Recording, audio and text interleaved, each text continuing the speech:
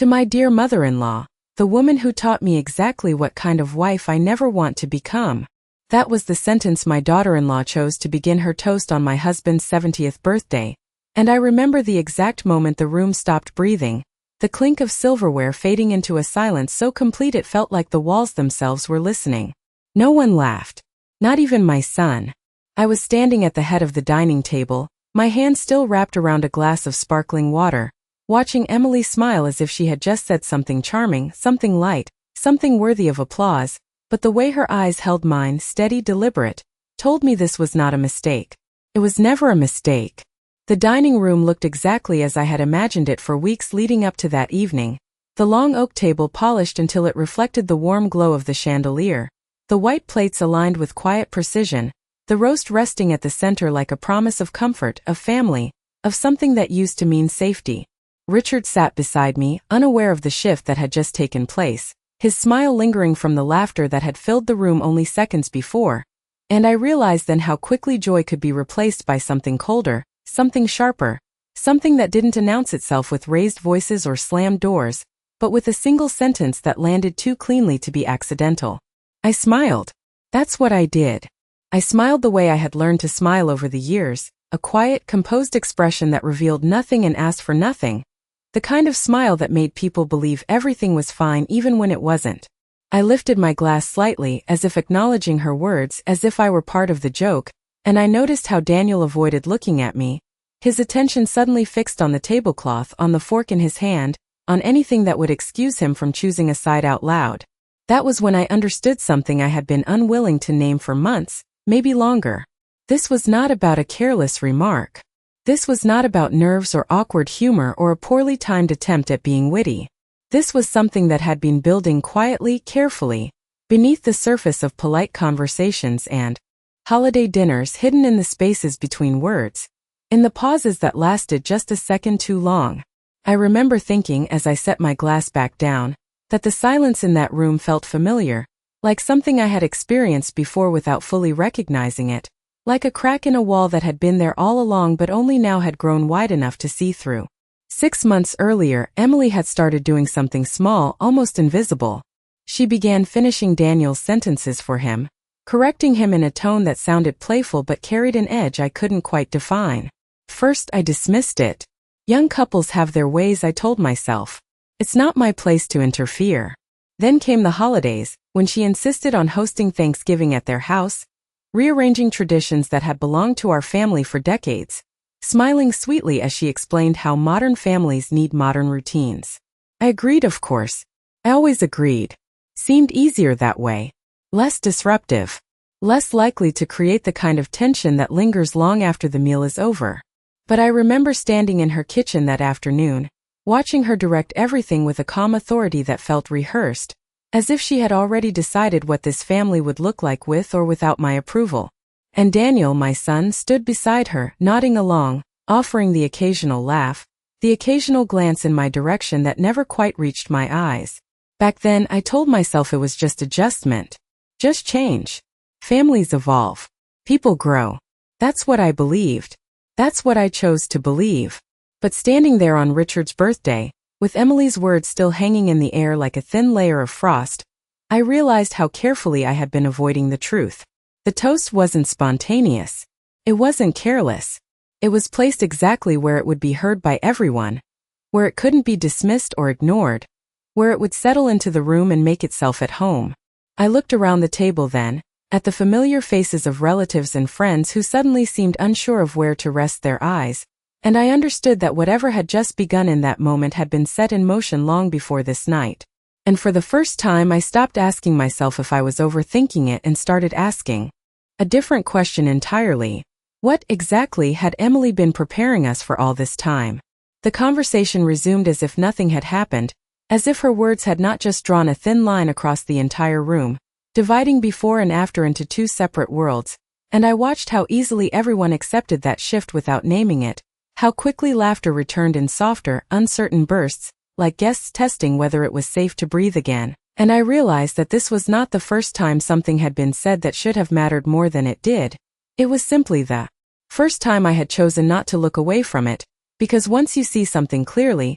You cannot return to the comfort of pretending it was never there. And that night, as plates were passed and conversations resumed in careful tones, I began to notice the details I had trained myself to ignore. The way Emily reached for the serving dishes before I could, positioning herself at the center of the table with a quiet confidence that suggested she already believed that place belonged to her. The way Daniel deferred to her without thinking, asking her small questions about timing, about preferences, about things he used to ask me without hesitation. And I felt something settle inside me, not anger, not yet, but a kind of clarity that comes when the noise falls away and all that remains is the pattern underneath it, steady and undeniable. And I thought back to the morning, to how the day had begun with sunlight slipping through the kitchen curtains, soft and golden, the kind of light that makes everything feel possible. I had woken early, as I always do, moving through the house with the quiet familiarity of someone who knows every creak in the floorboards, every cabinet that sticks, every corner where dust likes to gather if you are not paying attention.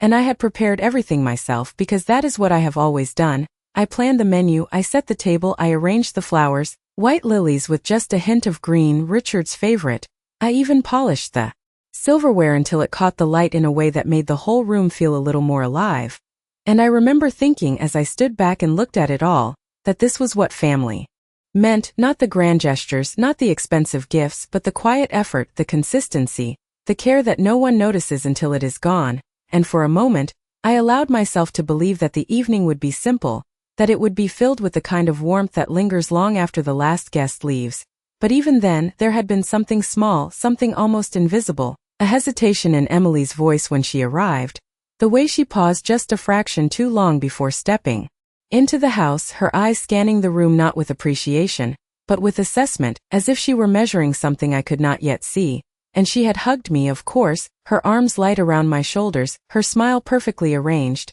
but there was no weight to it, no warmth that lingered. It was the kind of gesture that looks right from a distance but feels empty up close. And I remember how she had complimented the table, the food, the decorations, her voice smooth and practiced, and how I had thanked her, accepting the words because that is what you do. You accept what is offered, even when you can feel that it is not entirely sincere. And now, sitting there after the toast, I understood that those small moments were not separate, they were connected, each one a thread woven into something larger, something deliberate, and I began to wonder how long it had been happening without me truly seeing it, how many times I had dismissed that quiet discomfort as imagination, as sensitivity, as something that could be explained away if I just looked at it from a kinder angle. And I realized that kindness, when given without boundaries, has a way of turning into permission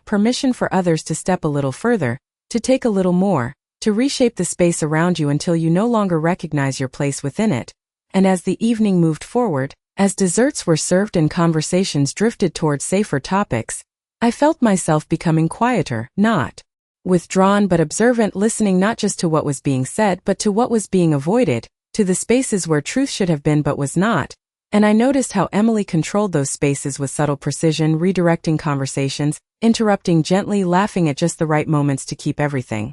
balanced on the surface. And I thought, with a certainty that surprised me, that this evening had not been about celebrating Richard at all, not for her. It had been about something else entirely, something that required witnesses, something that needed to be said out loud so that it could not be taken back. And for the first time, I allowed myself to consider the possibility that I had not simply been overlooked in this family, I had been repositioned slowly, carefully, moved from the center to the edge without ever being directly asked to step aside. And the realization did not break me the way I might have expected. It did not come with tears or confrontation. It came with stillness, a quiet, steady awareness that settled deep in my chest. And as I folded my napkin and placed it beside my plate, I understood that whatever role Emily believed I had now, it was one I had never agreed to, and more importantly, it was one I was no longer willing to accept without question. I did not speak for the rest of the evening, not because I had nothing to say, but because I had finally understood that words in a room like that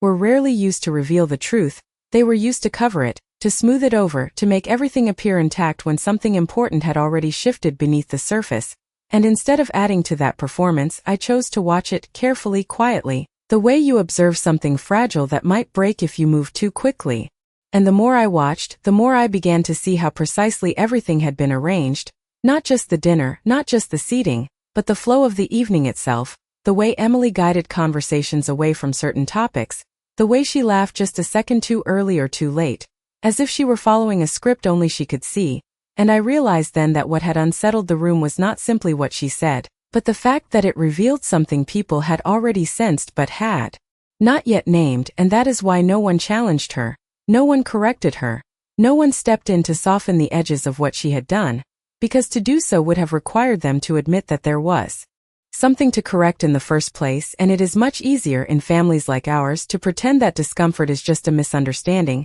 that silence is just politeness, that tension is something that will pass on its own if no one gives it attention. And for years I had been part of that pattern. I had allowed it, even supported it in my own quiet way, because I believed that keeping the peace was the same as preserving the family. But sitting there that night, I began to question that belief for the first time, because what kind of peace requires one person to slowly disappear in order for everyone else to remain comfortable? And I thought back again, further this time, not just months but years, to when Emily first became part of our lives, how she had arrived with that same composed smile, that same careful way of speaking that made everything sound reasonable, agreeable, even kind, and how quickly she had learned the rhythm of our family, the traditions, the expectations, the unspoken rules. And at the time I had admired that about her. I had seen it as a sign that she wanted to belong, that she respected what had been built before her. But now, looking at it from where I sat, I wondered if it had been something else entirely, something more strategic, because understanding a system is the first step to changing it. And Emily had always been very good at understanding things. She noticed details others missed. She asked questions that seemed casual but revealed more than they should have, and over time she began to make small adjustments, subtle enough that they could be explained away, but consistent enough that they began to shape the environment around her. And I remembered one particular afternoon about 3 months ago, when she had asked me, in that same calm voice, whether I had ever considered downsizing the house, just a simple question, framed as concern, as practicality, as something that would make my life easier, and I had laughed it off. At the time, told her that I was quite comfortable where I was, that this house held too many memories to simply walk away from, and she had smiled, nodded, and changed the subject, but there had been something in her eyes then, something that did not quite match the softness of her words, and now that memory returned with a different weight, a different meaning, as if it had been a piece of a conversation that I had not fully heard at the time. And as the evening came to an end, as guests began to gather their coats and offer polite goodbyes, I noticed how Emily positioned herself near the door, thanking everyone for coming, accepting compliments on the evening as if she had been the one to organize it, to host it, to bring it all together, and no one corrected that assumption, no one redirected the praise, and I did not either, not because I agreed with it, but because I wanted to see how far it would go, how easily the narrative could be reshaped if no one resisted it. And when the last guest finally left, when the door closed and the house settled into that familiar quiet, I stood there for a moment, listening, not to the absence of sound, but to the presence of something new, something that had taken root without my permission. And I realized that whatever had begun that night was not going to resolve itself through patience or silence. It was not going to fade if I simply gave it time, because it had not appeared suddenly. It had been built, layer by layer, choice by choice, and now that I could see it clearly, I knew that the next move, whatever it was, would matter more than anything I had done before, not because it would change them, but because it would determine whether I remained exactly where they had quietly placed me, or whether I chose, finally, to step back into a position I recognized as my own. The house felt different after everyone left, not quieter in the usual way, but heavier, as if the silence had weight now, pressing gently against the walls, settling into the corners of the rooms where laughter had been just hours before. And I moved through it slowly, collecting plates, stacking glasses, wiping down surfaces that did not need to be wiped, not because the house required it, but because I needed the rhythm of something familiar, something that still belonged to me without question. And I could hear their voices faintly from the living room, Daniel and Emily speaking in low tones that did not quite reach the kitchen. And I did not need to hear the words to understand the shape of that conversation. It was the kind of conversation people have when they believe the most important part has already been said out loud, when the rest is simply confirmation, reinforcement, agreement. And I paused for a moment, my hand resting on the edge of the sink, and I thought about walking in, about asking directly what she had meant, about forcing the truth into the open where it could not be softened or redirected. But the thought passed quickly, not because I was afraid of the answer, but because I had begun to understand that the truth had already been revealed, just not in the way I had expected. and confronting it now would only allow it to be reshaped into something more acceptable, something easier to deny later, and I was no longer interested in that version of things. I wanted clarity, not comfort, and clarity requires patience. It requires watching, listening, allowing people to continue speaking in the way they believe is safe, because that is when they reveal the most. And so I stayed where I was, rinsing a plate that was already clean, letting the sound of running water fill the space between us, and after a few minutes their voices stopped, followed by the soft sound of footsteps, and then Emily appeared in the doorway, her expression composed, almost gentle, as if nothing of consequence had happened that evening, as if the moment at the table had simply dissolved into the background of the night. "Margaret," she said, her tone careful, measured, "I hope you did not take that toast the wrong way. It was just meant to be lighthearted." And there it was, the first attempt to redefine what had already been understood, to turn something deliberate into something harmless, to suggest that the discomfort in the room had been an overreaction rather than a response. And I looked at her then, really looked at her, at the steadiness of her gaze, at the slight tilt of her head that made her seem open, approachable, reasonable, and I recognized the pattern immediately, the same pattern I had seen before in smaller ways, in passing comments, in subtle corrections, in moments that were easy to dismiss because they did not demand attention. And I dried my hands slowly, placing the towel back on the counter with a care that matched my thoughts. I smiled, of course, because that was still the easiest response, the most expected one, and I said, "I am sure you meant it exactly the way you intended." And for a fraction of a second something flickered across her face, something that did not quite align with the calm she was presenting, not surprise, not quite, but a recognition that I had not accepted the version she had offered, that I had heard the difference between intention and explanation. And behind her, I could see Daniel standing just out of reach, his posture uncertain, his eyes moving between us as if he were trying to anticipate where the conversation might go. And I realized then that he was waiting, not to support me, but to see whether I would disrupt the balance that had been carefully established. And that realization settled into me with a clarity that felt almost quiet, almost calm, because once you understand what someone is waiting for, you can choose not to give it to them. And I turned back to the sink, picking up another plate, continuing the motion as if nothing more needed to be said. And Emily lingered for a moment longer, perhaps expecting a different reaction, perhaps waiting for a question, a challenge, something she could respond to. But when it did not come, she simply nodded and stepped back, her footsteps retreating into the living room. And I listened as their voices resumed, softer this time, more cautious, and I thought about how easily people rely on patterns, on expectations, on the belief that others will continue to behave in ways that make their own actions easier to manage. And for a long time I had been predictable, I had been accommodating, I had been the person who absorbed discomfort so that others would not have to face it. But standing there in my own kitchen, in a house that still held every memory I had built within it, I understood that predictability had cost me something I had not fully measured until now. And as I turned off the water and set the last plate in its place, I felt a shift that was not loud or dramatic, but steady, deliberate, the kind of shift that does not announce itself, but changes everything that follows, because I was no longer trying to preserve the version of the family that had existed before. I was beginning to see it as it was, and more importantly, I was beginning to consider what it might become if I stopped allowing others to define my place within it. The next morning arrived with a kind of quiet that felt unfamiliar, not because the house was empty, but because something inside me had changed the way I moved through it, and I noticed it immediately in the smallest details, the way I did not rush to start breakfast, the way I let the coffee sit a little longer before pouring it, the way I stood by the kitchen window and allowed myself to simply observe instead of preparing, anticipating, accommodating. And it struck me then how much of my life had been built around those habits, around being ready for others before they even asked, around filling spaces before anyone noticed they were empty. And for the first time in a very long time, I did not feel the urgency to do that. I felt something else instead, something steadier, something that did not depend on anyone else's expectations. And as I lifted the cup to my lips, I thought about the previous night, not as a single moment, but as part of a larger pattern that had been unfolding quietly for years. And I began to trace it back further than I had before, to moments that had once seemed too small to matter, too insignificant to question, like the time Emily had suggested reorganizing the kitchen because it would be more efficient, and I had agreed, of course, because it sounded reasonable, because it sounded helpful. But afterward, I found myself reaching for things that were no longer where they had always been, opening drawers that felt unfamiliar, adjusting to a space that no longer responded to me the way it used to. And at the time I told myself it was a minor change, something that did not deserve attention, but now I saw it differently. Now I saw it as the beginning of something more deliberate, something that had slowly shifted not just the arrangement of objects, but the sense of ownership itself, and that realization stayed with me as I moved through the house, noticing how many things had been subtly altered, how many decisions had been made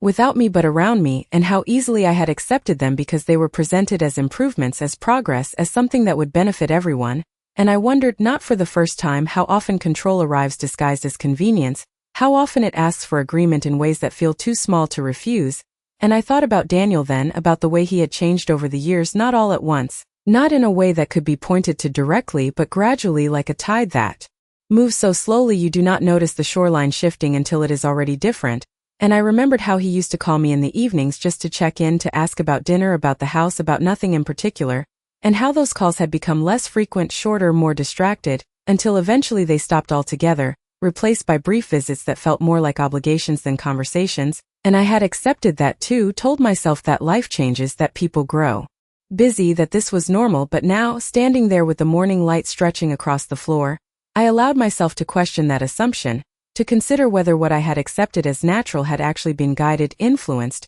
shaped by someone who understood exactly how to redirect attention without appearing to do so. And as that thought settled in, I felt a strange kind of calm, not the kind that comes from reassurance, but the kind that comes from clarity, because once you begin to see the pattern, you stop blaming yourself for missing it, you start recognizing it for what it is. And I realized then that I had not been careless or inattentive, I had simply been trusting, and trust, when placed in the wrong hands, can be used in ways you do not immediately recognize. And I set my cup down on the counter, letting that understanding settle into something more solid, something I could hold on to, because this was no longer about a single comment at a dinner table, it was about a series of choices, a series of moments that had been quietly arranged to lead to something larger, something that had not yet fully revealed itself, but was close enough that I could feel its outline even if I could not yet see its full shape. And for the first time, I did not feel the need to confront it directly. I did not feel the need to demand answers or explanations, because I understood now that answers given too early are often incomplete,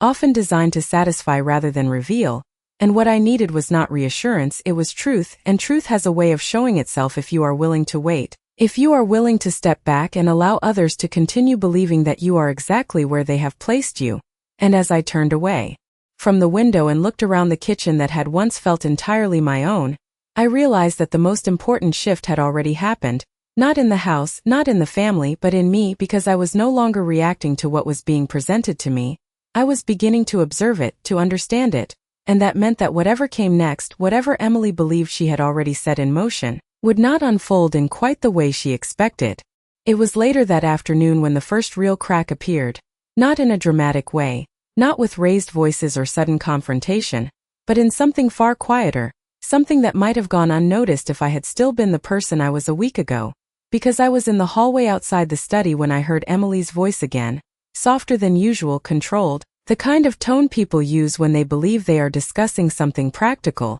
something already decided, and I was not trying to listen, not at first, but certain words have a way of reaching you even when you are not searching for them, words like timing and transition, and it would be easier for everyone. And I stopped just for a moment, not moving closer, not announcing my presence, simply standing still long enough to understand the direction of what was being said. And I could hear Daniel responding, his voice lower, uncertain, asking questions that sounded less like resistance and more like hesitation, as if he needed reassurance rather than explanation. And I realized then that whatever they were discussing was not new. It was something that had been considered before, something that had been shaped over time. And I felt that same quiet clarity settle in again, the kind that does not rush, does not panic, but simply observes and begins to connect what once seemed unrelated. And I stepped away before the conversation could reveal too much too quickly, because I had learned by then that information gathered slowly is far more reliable than answers given all at once. And later, when Emily came into the kitchen,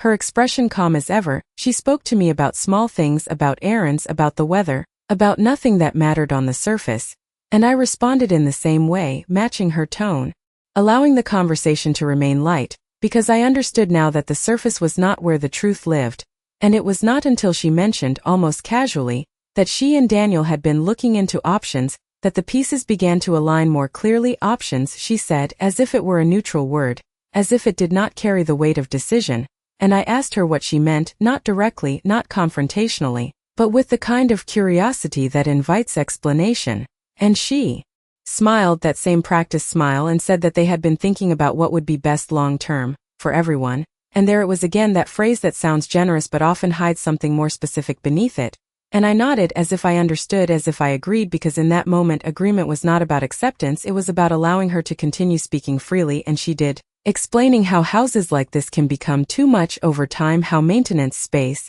and responsibility can start to feel overwhelming, especially as people get older. And she said it gently, carefully, as if she were offering concern, as if she were protecting me from something I had not yet realized. And I listened, really listened, not just to the words, but to the structure of what she was building, the way each sentence led naturally to the next, guiding the conversation toward a conclusion that had already been decided before it was ever spoken aloud. And I thought back to the conversation I had overheard earlier, to the word transition, and I understood then that this was not a suggestion, it was a plan, one that had been discussed, refined, and prepared long before it reached me, and I felt no shock, no sudden wave of emotion, just that same steady awareness that had been growing stronger with each passing moment, because once you see the pattern you begin to anticipate the direction. And she continued, mentioning how there were wonderful communities nearby, places designed for comfort, for convenience, for people at a certain stage in life, and she spoke as if she were describing an opportunity rather than a removal, as if she were offering something rather than taking something away. And I realized then that this was the real purpose behind everything that had happened, the toast, the subtle shifts, the gradual repositioning. It had all been leading here, to this moment where the idea could be presented as reasonable, as inevitable, as something that made sense for everyone involved. And I looked at her, at the calm certainty in her expression, and I understood that she believed this was already decided, that she believed I would respond the way I always had, with quiet acceptance, with understanding, with a willingness to adapt for the sake of keeping everything balanced. And for a brief moment I allowed her to believe that. I let my expression remain soft, my posture relaxed, my voice steady as I said that it sounded like something worth thinking about, and I saw the shift in her shoulders, the small release of tension that comes when someone feels their plan is unfolding exactly as expected. And in that moment I realized something that changed everything, not about her, not about Daniel, but about myself, because for the first time I was not reacting to what was being presented. I was allowing it to unfold, fully, completely, without interruption, without resistance, because I understood now that the more clearly they revealed their intentions, the more precisely I would be able to decide what came next. And as she continued speaking, outlining details she believed were reassuring, I simply listened, knowing that this was not the end of something, but the beginning of a very different kind of conversation, one that would not be guided by assumptions but by awareness. And this time, I would not be the one adjusting to fit the plan that had been made without me. That evening, after Emily finished outlining her carefully structured version of what she called a better arrangement, I did something that would have seemed ordinary to anyone watching, something that would not raise suspicion or invite further discussion. I thanked her for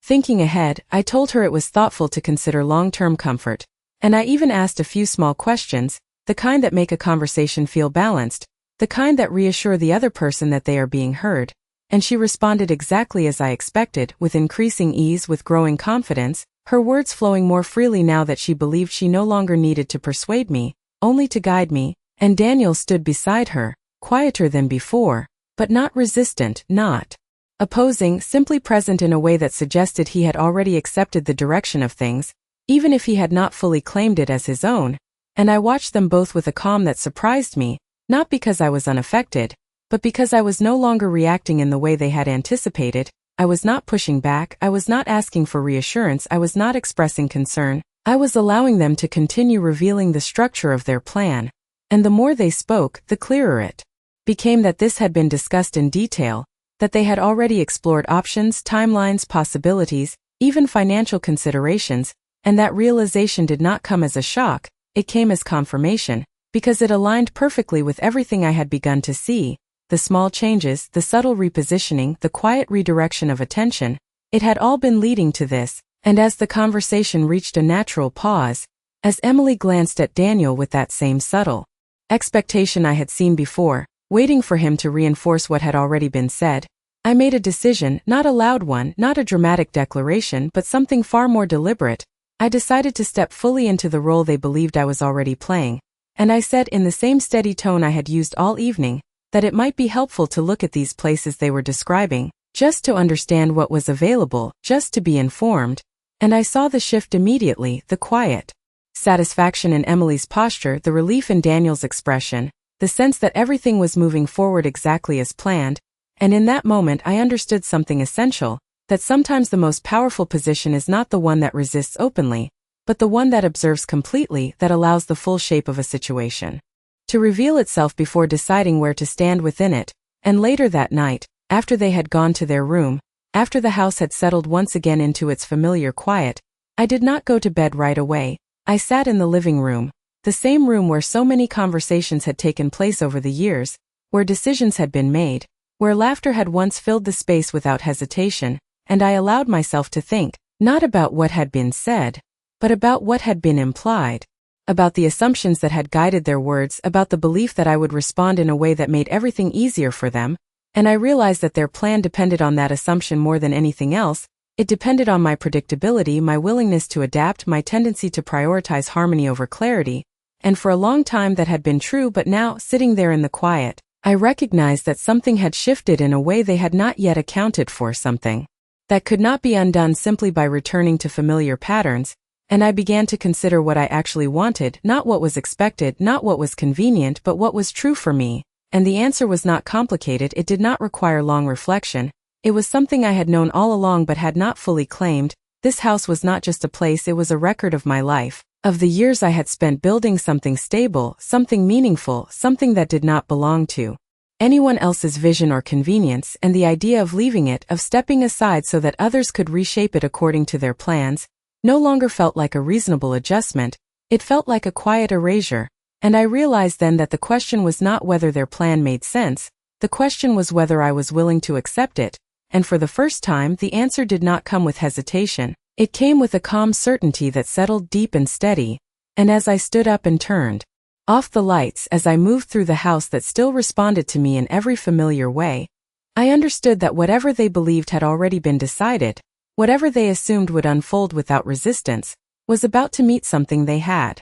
not prepared for, not confrontation, not conflict, but something far more difficult to navigate, a quiet refusal, a steady presence, a willingness to remain exactly where I was while everything around me began to shift in ways they could no longer control. The following days unfolded with a kind of quiet precision that I had not experienced before, not because anything outwardly dramatic was happening, but because I had stopped moving automatically within the roles I had been given, and instead I began to choose each action deliberately, carefully, as if I were stepping through a space that had shifted just slightly out of alignment. And I noticed immediately how that change affected everything around me, the way Emily watched me more closely, when I did not respond in the expected way, the way Daniel hesitated before speaking, as if he were unsure which version of me he was about to encounter, and I did not confront them, not directly, not yet, because I understood now that confrontation would only invite explanation, and explanation was the one thing they were already prepared to provide.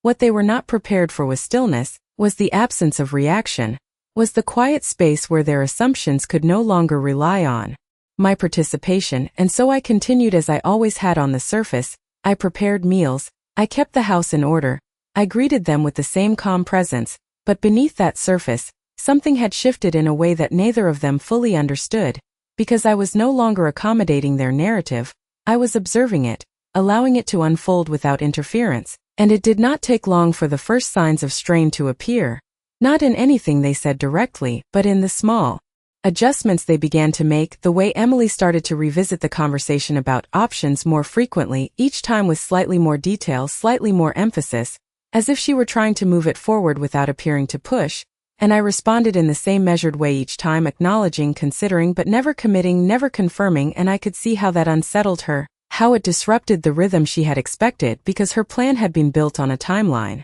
that assumed my quiet agreement would naturally follow, and without that agreement, the timeline began to lose its shape, and Daniel, caught somewhere between us, became more restless, his conversations shorter, his presence less certain, as if he were trying to reconcile the version of events he had accepted with the reality that was now unfolding in front of him. And one evening, about a week after the birthday, That tension surfaced in a way that could no longer be smoothed over with polite conversation, because Emily brought it up again, this time more directly, sitting across from me at the kitchen table, her hands folded neatly, her voice still calm but carrying a firmness that had not been there before. She said that they had found a place they thought would be perfect, close by, comfortable, designed for ease, and she spoke as if this was a natural next step, as if we were simply moving from discussion to action, and I listened the same way I had been listening all along, not interrupting, not challenging, allowing her to finish completely before I responded. And when she was done, when the room settled into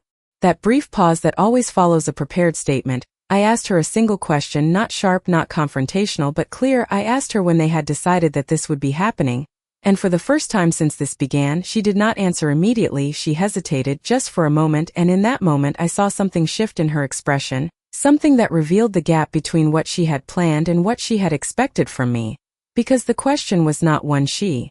had prepared for, it did not fit into the structure she had created, and Daniel looked at her, then at me, and I could see that he was waiting again, not for agreement this time, but for direction, and I realized then that this was the moment where the pattern could either continue or break, not through force, not through argument, but through clarity, and I kept my voice steady, my posture unchanged, and I said that I had not made any decision about leaving, that I understood their concerns, that I appreciated their effort to plan ahead, but that this house was still my home, and I would decide what happened to it in my own time. And the silence that followed was different from the one at the dinner table. It was not uncertain, it was not uncomfortable.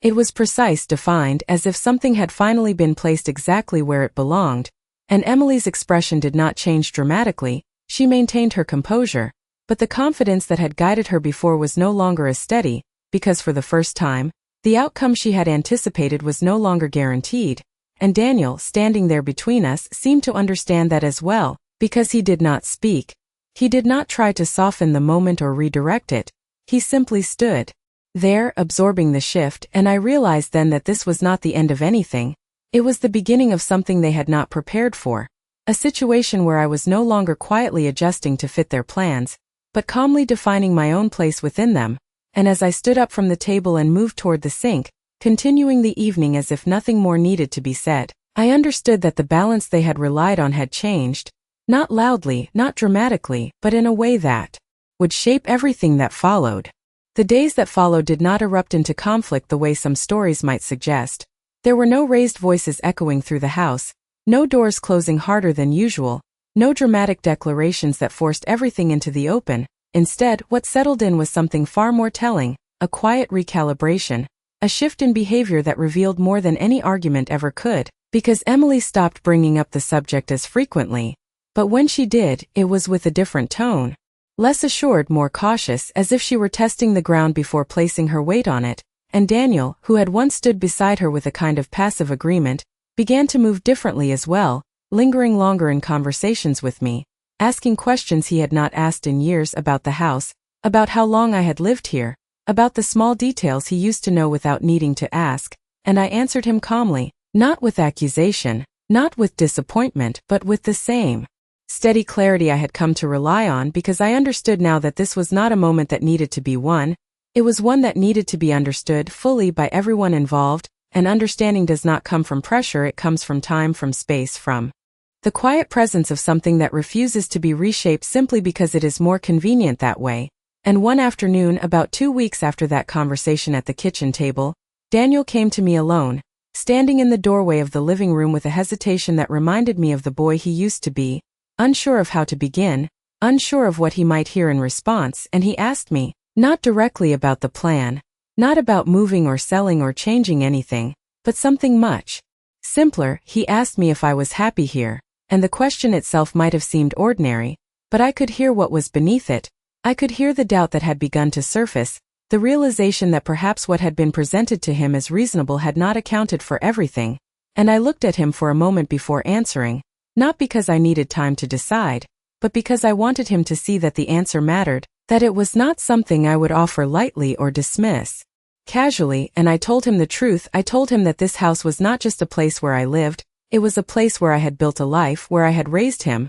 where every room held something that could not be replaced or replicated somewhere else, and that leaving it was not simply a matter of convenience, it was a decision that would change something fundamental, something that could not be measured in square footage or maintenance costs, and he really listened in a way he had not for a long time, and I could see the shift happening again, not dramatic, not immediate, but real, as if something he had accepted without question was now being reconsidered with a clarity he had not allowed himself before. And later that evening, when Emily joined us, there was a different energy in the room, not tense, not confrontational, but aware, as if the assumptions that had once guided everything were no longer as solid as they had seemed, and she spoke carefully, choosing her words with more precision, no longer presenting things as decided, but as possibilities, and I responded in the same way I had been all along, calm, measured, present, but no longer passive, no longer invisible within the conversation, and it became clear, slowly but unmistakably, that the balance had shifted, not because I had forced it to,